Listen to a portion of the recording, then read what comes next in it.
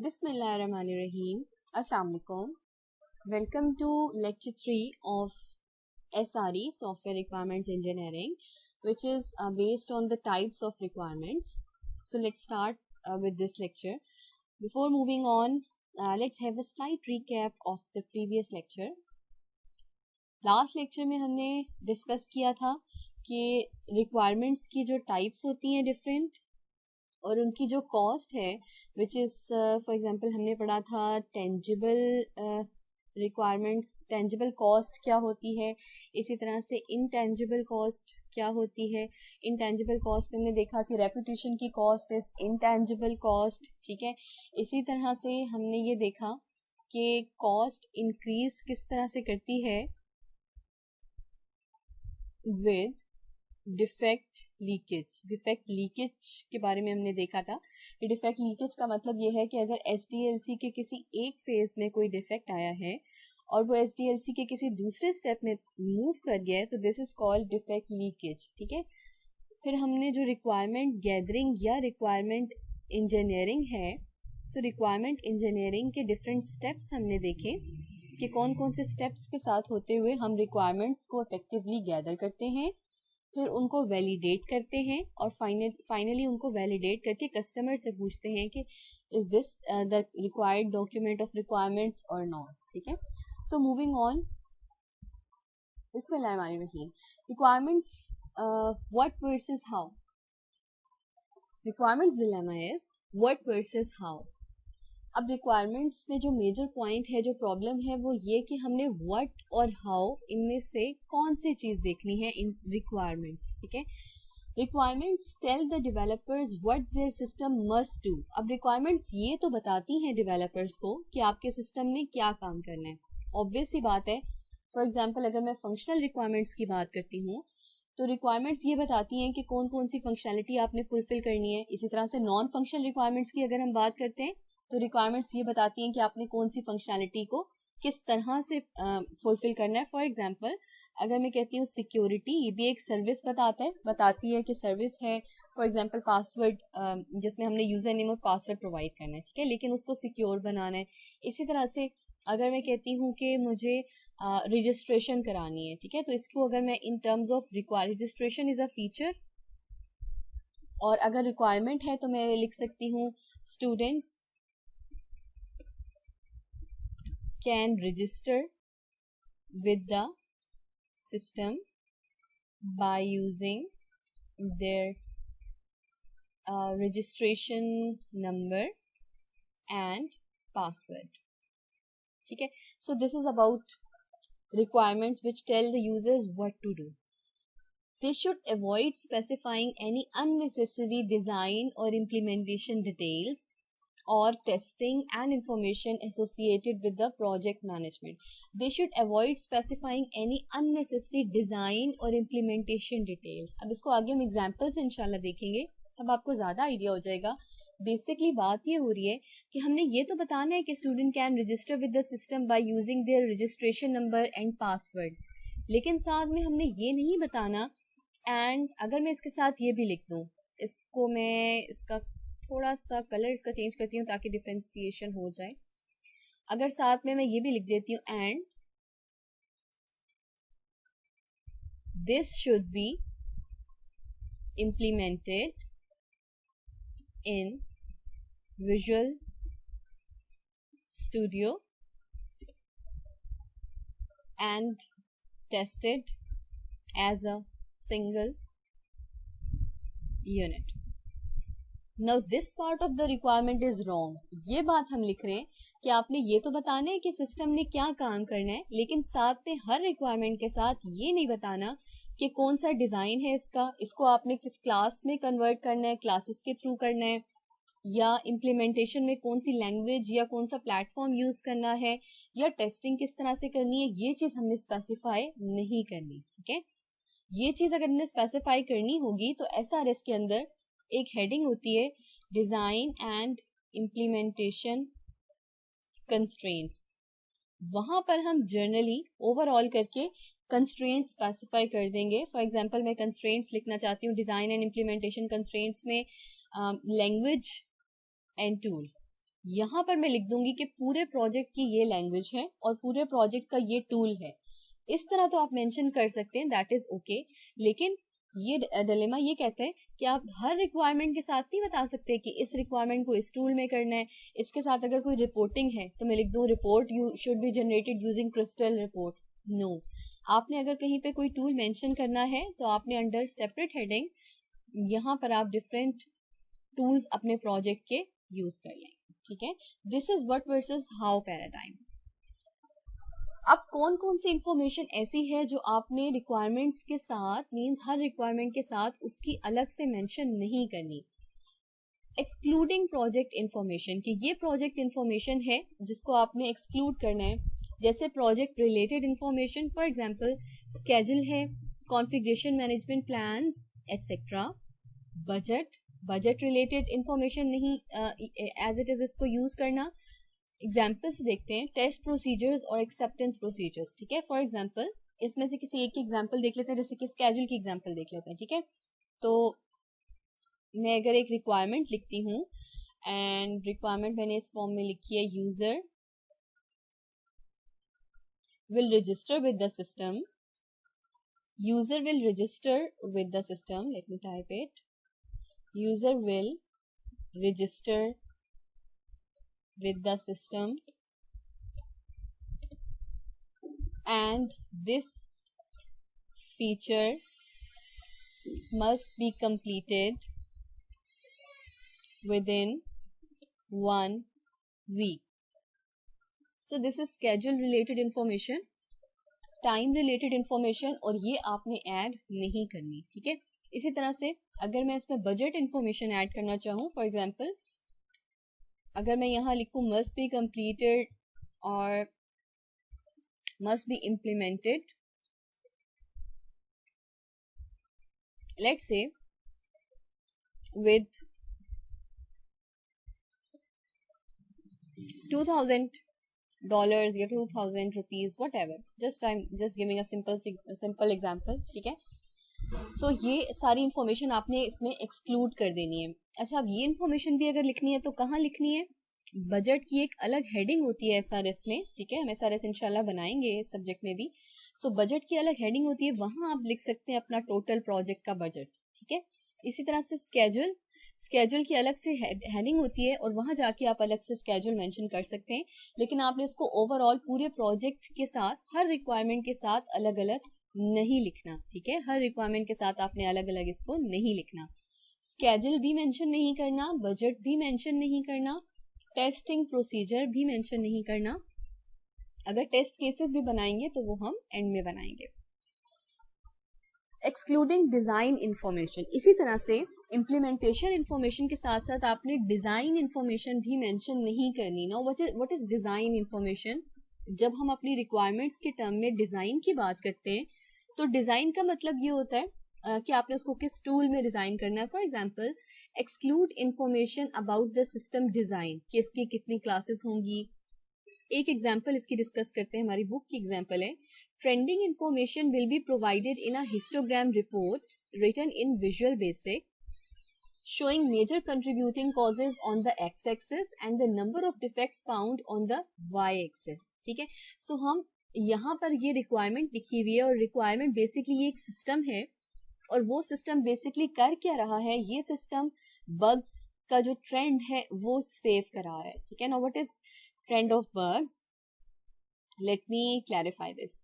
ये एक सिस्टम है जो बेसिकली ट्रैक कर रहा है कि नंबर ऑफ एरर्स या बग्स ये कितने आ रहे हैं सिस्टम में। सो इसका ट्रेंड देख रहे हैं कि लास्ट वीक हमने इतने बग्स अपने सिस्टम में से डिटेक्ट किए, पिछले वीक इतने डिटेक्ट किए। इट मींस कि बेसिकली हम नंबर ऑफ बग्स को या एरर्स को आइडेंटिफाई कर रहे हैं। सो ट्रेंडिंग इंफॉर्मेशन है कि बग्स का ट्रेंड वो बताएगा, लास्ट वीक, इस वीक, अगले वीक, इस तरह से। So trending information will be provided in a histogram report, एक हिस्टोग्राम या चार्ट शो होगा, रिटन इन विजुअल बेसिक। अब यहाँ पर स्पेसिफाई कर दिया कि ये जो फीचर है हिस्टोग्राम वाला, इसको आप विजुअल बेसिक पे बनाएं, विच इज अ टूल। ठीक है, showing major contributing causes on the X axis, कि जो उस एरर का कॉज है वो आप एक्स एक्सिस पे ले लें और जो डिफेक्ट्स है वो वाई एक्सिस पे ले लें, यानी एक्स एक्सिस पे कॉजेज होंगे और वाई एक्सिस पे फ्रीक्वेंसी होगी. सो this is basically this requirement. तो बाकी सारी चीजें तो ठीक है, हमें रिक्वायरमेंट में लिखनी ही चाहिए थी, लेकिन जो विजुअल बेसिक लिखा है, written in Visual Basic, this is wrong. ये हमने यहाँ मेंशन नहीं करना. ठीक है. Requirements versus design. अब रिक्वायरमेंट्स और डिजाइन के बारे में हम देखते हैं कि ये दोनों चीजें आइटरेटिव होती हैं. अब हम देखते हैं कि जनरली ये परसेप्शन है, जैसे हमने SDLC भी पढ़ा है, कि सबसे जो पहला स्टेप होता है दैट इज रिक्वायरमेंट सोलिसिटेशन. ठीक है. तो हम कहते हैं कि पहले रिक्वायरमेंट्स होती हैं, रिक्वायरमेंट गैदरिंग होती है, रिक्वायरमेंट गैदरिंग के बाद नेक्स्ट स्टेप इज डिजाइन. लेकिन प्रैक्टिकली अगर हम देखें तो ऐसा नहीं होता, बल्कि requirements and design both are iterative. Now what is meant by iteration? Requirements mostly precede design. वैसे तो ये होता है कि रिक्वायरमेंट्स हमेशा पहले आती हैं और फिर डिजाइन इसके बाद आता है. Requirement decisions, design decisions. Now what is requirement decisions? Requirement decisions का मतलब ये है कि हमने आफ्टर एनालिसिस, पहले हमने यूजर से रिक्वायरमेंट्स गेट की, ठीक है, फिर हमने उसका एनालिसिस किया, and then we all are agreed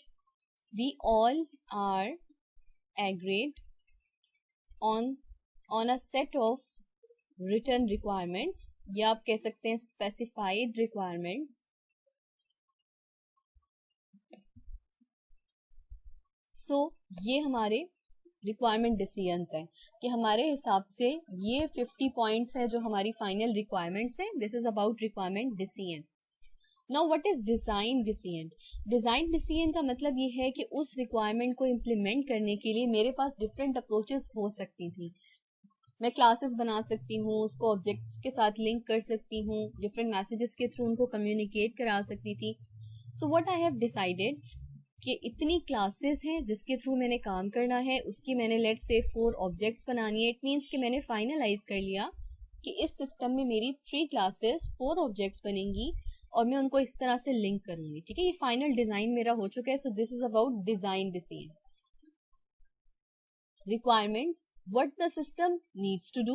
पहले हमें पता चल जाता है कि सिस्टम ने करना क्या है, वो रिक्वायरमेंट्स होती है. फिर डिजाइन पे आ जाते हैं.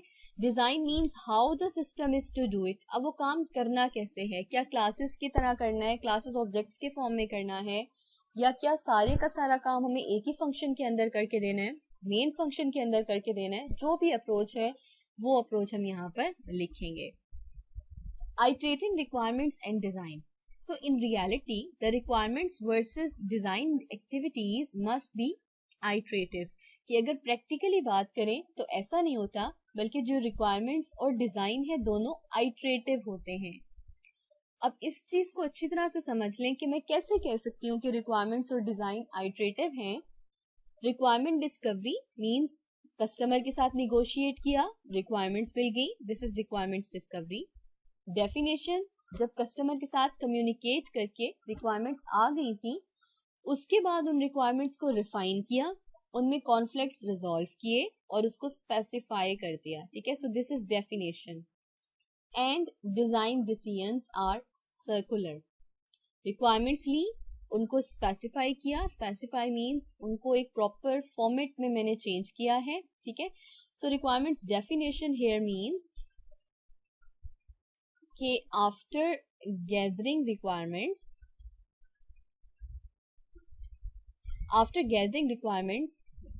what I'm going to do after gathering requirements, I have to resolve conflict, categorize them.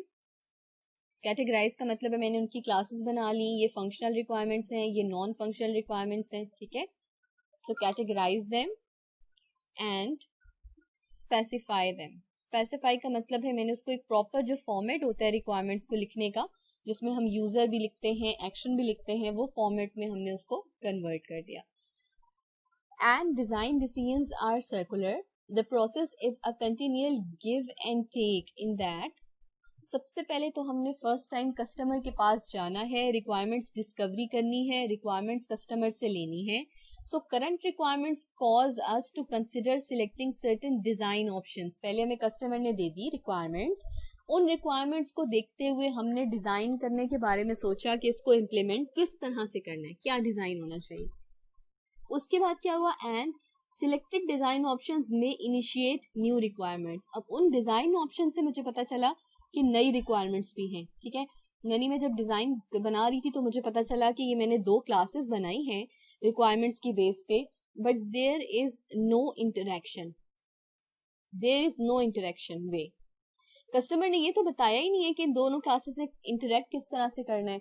It means कि मैसेजेस को किस तरह से पास करना है ये तो बताया हुआ ही नहीं है. इसका मतलब ये है कि अब आपने क्या करना है, आपने दोबारा कस्टमर के पास जाना है. ठीक है, and you have to again elicit, we have to again elicit that missing requirements. हम वो मिसिंग रिक्वायरमेंट्स को दोबारा से elicit करेंगे. ठीक है, जब मिसिंग रिक्वायरमेंट्स हमें मिल जाएंगी तो फिर हम दोबारा रिफाइन करके दोबारा डिजाइन बनाएंगे. फिर अगर कोई कमी लगती है इट मीन्स दोबारा रिक्वायरमेंट एलिसिटेशन करेंगे. So that's why we can say that requirements definition and design decisions both are circular. Requirement design and design requirements decisions, design decisions, then requirement decisions, then design decisions until unless हम इसको final नहीं कर लेते कि ये हमारी final requirements हैं और ये हमारा फाइनल डिजाइन. ठीक है, काइंड्स ऑफ सॉफ्टवेयर रिक्वायरमेंट्स में फर्स्ट इज बिजनेस रिक्वायरमेंट्स. ठीक है, तो एक एक करके इनको समझते हैं हम कि ये रिक्वायरमेंट्स क्या हैं, फिर इनका रिलेशनशिप और इनका डिफरेंस भी इंशाल्लाह देखेंगे. First of all is business requirement. Now what is business requirement?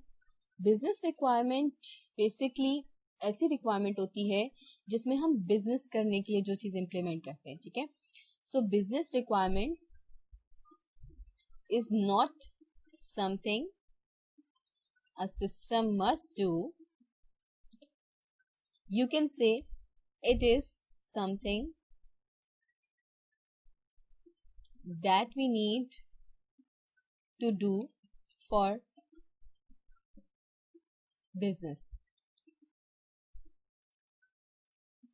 ठीक है, अगर हम बिजनेस अच्छा करना चाहते हैं तो अगर हम कोई रिक्वायरमेंट को फुलफिल करते हैं so that is about business requirement. ठीक है, business requirement is not something a system must do, जरूरी नहीं है, लेकिन अगर आपने बिजनेस अच्छा करना है तो वो आप रिक्वायरमेंट फुलफिल कर सकते हैं.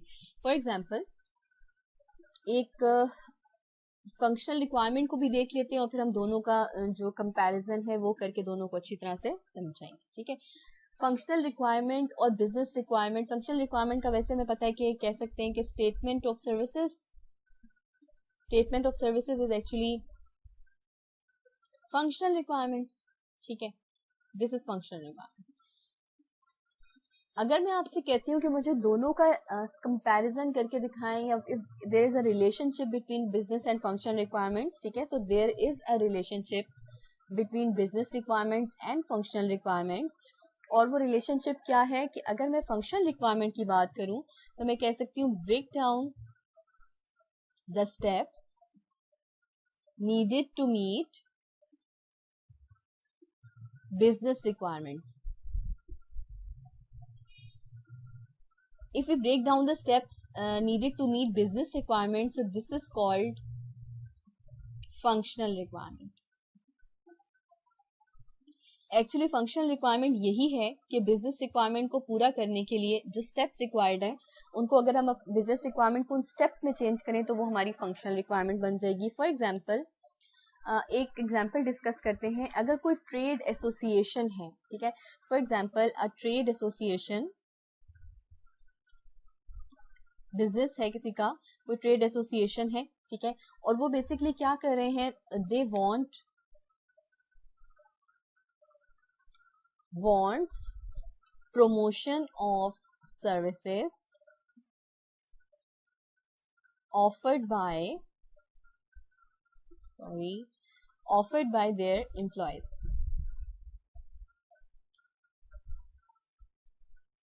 सो अगर एक ट्रेड एसोसिएशन है, बेसिकली हम इस एग्जांपल से बिजनेस रिक्वायरमेंट्स और फंक्शनल रिक्वायरमेंट्स दोनों को अंडरस्टैंड करेंगे ताकि हमें दोनों का कंपैरिजन और दोनों का रिलेशनशिप पता चल जाए, ठीक है।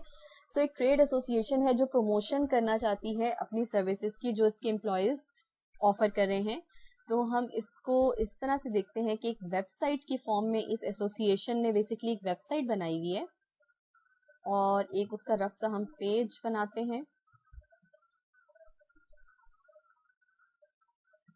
एक वेबसाइट का पेज बनाते हैं।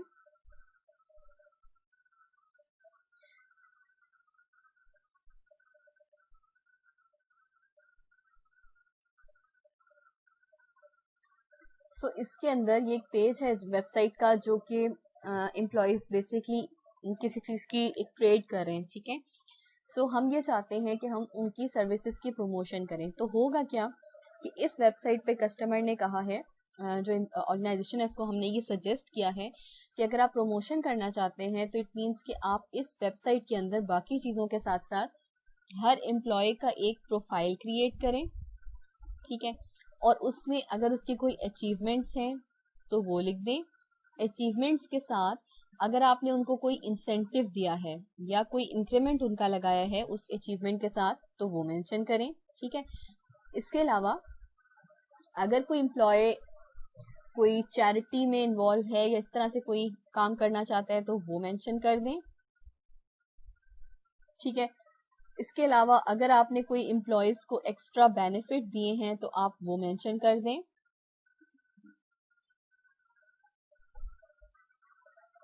एम्प्लॉय बेनिफिट्स एक्स्ट्रा अगर हैं जो बाकी लोग प्रोवाइड नहीं कर रहे लेकिन हम प्रोवाइड कर रहे हैं वो हम लिख सकते हैं, उनकी अचीवमेंट्स लिख सकते हैं, ठीक है। अब अगर कोई दूसरा इस वेबसाइट को विजिट करेगा और लेट से उसकी नज़र ये जाती है कि अच्छा जॉब सर्चिंग में कि इन्होंने अगर कोई अचीवमेंट हुई है तो एम्प्लॉय को इतना ज़्यादा इंसेंटिव दिए, इट मीन्स कि नेक्स्ट टाइम अगर उनके पास चॉइस होगी 2-3 ऑर्गेनाइजेशंस में जाके काम करने की तो ऑब्वियस सी बात है कि जिसकी एडवर्टाइजमेंट अच्छी होगी, जिसको देख के हमें लगेगा कि ये ऑर्गेनाइजेशन अपने एम्प्लॉयज़ को ज़्यादा बेनिफिट दे रही है, हम प्रेफरेबली उस ऑर्गेनाइजेशन का पार्ट बनना पसंद करेंगे, उस ऑर्गेनाइजेशन का पार्ट। अब ये एक देख के लग रहा है इसका मतलब है ट्रेड एसोसिएशन ने मेंशन कर दिया है कि अगर आप बीइंग एन एम्प्लॉय हमें ये प्रॉफिट लेके दे रहे हैं या सर्विसेज दे रहे हैं तो इट मींस कि बीइंग एन ऑर्गेनाइजेशन हम आपको ये इंसेंटिव प्रोवाइड करेंगे। सो दिस इज बेसिकली प्रमोशन जो कि उस ऑर्गेनाइजेशन की भी हो रही है और साथ में जो एम्प्लॉयज की सर्विसेज है उसकी भी हो रही है। तो ये तो हो गई इसकी बिजनेस रिक्वायरमेंट, ठीक है। अगर ये ना भी करते क्योंकि ट्रेड एसोसिएशन इसका मतलब है कोई ई कॉमर्स की उन्होंने कोई वेबसाइट बनाई हुई है तो वो तो उनकी एसेट चल रही है, लेकिन ये एक्स्ट्रा चीज देने से एम्प्लॉयज और भी ज्यादा लोग अट्रैक्ट हो गए। सो this is about business requirement, ठीक है। Now what is functional requirement here, इंशाल्लाह हम नेक्स्ट लेक्चर में फंक्शनल रिक्वायरमेंट से स्टार्ट करेंगे कि इसी की फंक्शनल रिक्वायरमेंट क्या है। टिल देन अल्लाह हाफिज।